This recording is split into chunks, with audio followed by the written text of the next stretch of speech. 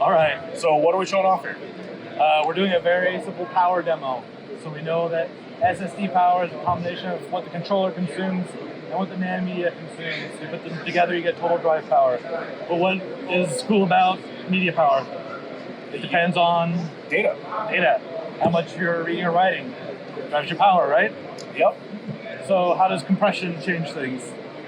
Well, with compression, we can use less media per unit of host data. That's right. So if we're compressing data, we need fewer writes to the media. If we're reading data, we need to transfer less data to the controller.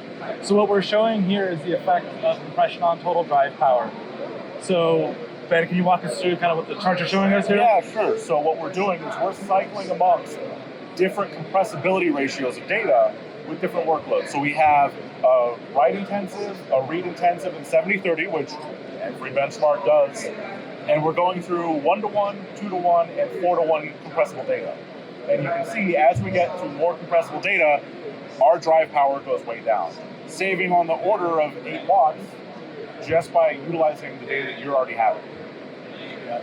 So if you're doing 9 gigabytes per second sequential write, we can drop almost 8 watts just depending on the data compressibility. Why? Because we're writing less physical data to the media.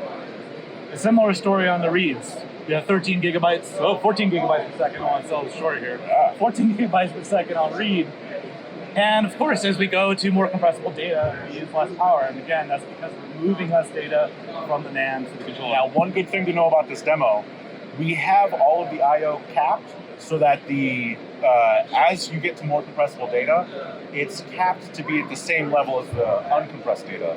That way you get a good apples-to-apples comparison in the demo. If we didn't do that, what would happen is compressible data would actually get faster, and because it could consume more of the media bandwidth. Yes. So it's for the same amount of data transfer, you get less power with compressible data. So that's the what we're demonstrating here.